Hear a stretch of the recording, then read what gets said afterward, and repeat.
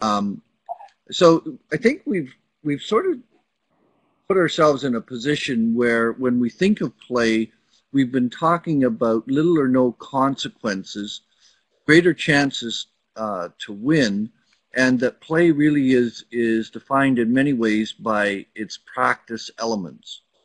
And those are very important sort of considerations. When we consider the no consequences, it's both the value and the burden that our program is under when we think about play. It's the no consequences that allow students to really experiment and practice in a useful way. But it's also the no consequences that is one of its greatest criticisms, that we aren't in the real world. We are training students in ways that will not be helpful to them when they get out of the classroom, because there it's considered serious, not play. And if you're going to survive in the serious world, you're going to have to be able to move beyond play. Well, that is the criticism and why people hang back from it, I think, a fair bit. We need to decide whenever we're thinking about it, is that a reasonable thing to do? Are we really defining the schools as the place where do is you get involved with developing real world attitudes with them? So you're preparing them for the real world, not for.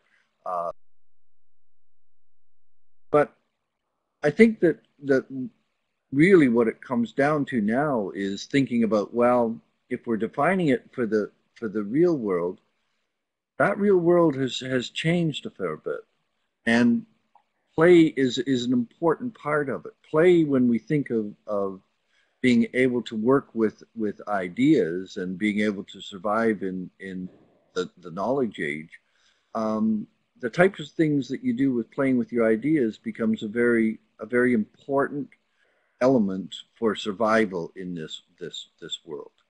And that to lose the element or the ability to play is really putting you at some disadvantage in the real world, right?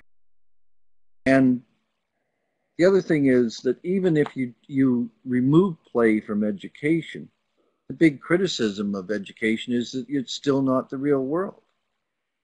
Critics refer to the educational system as something different than the real world.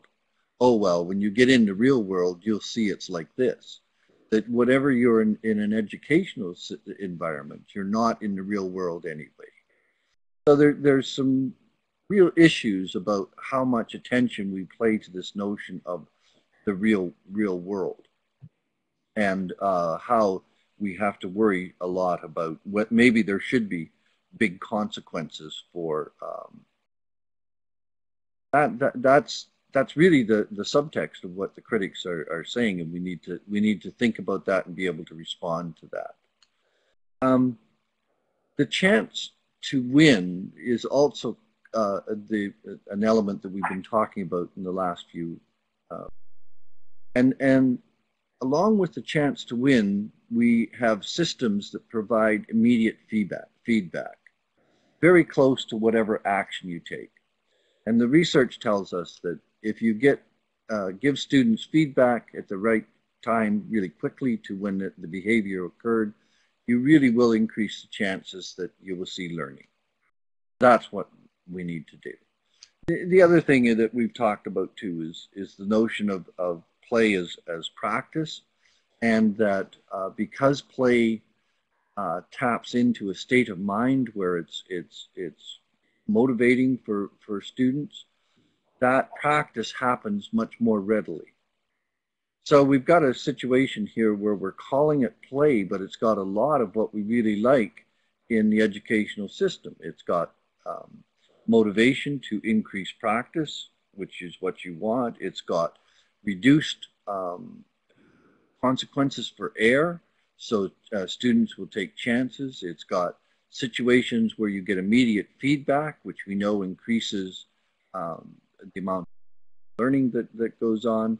and altogether that this presents a pretty ideal sort of situation.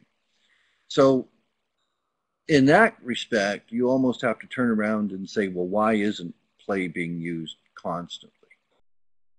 And I think that given the power of this approach to play, we really have to think about that pretty strongly and understand very clearly why we wouldn't be using it. It's almost like the apple cart's been turned upside down. The pressure to actually make classrooms appear like the real world, that is with serious consequences, is so great that we've almost made people feel they have to justify why they want to put play into the classroom. Whereas when we look at it a little more rationally, I think you'd have to say, why would you want to put the real world consequences into the classroom in a context where practice, trial and error, and chances for success are critical elements in, we know, making people.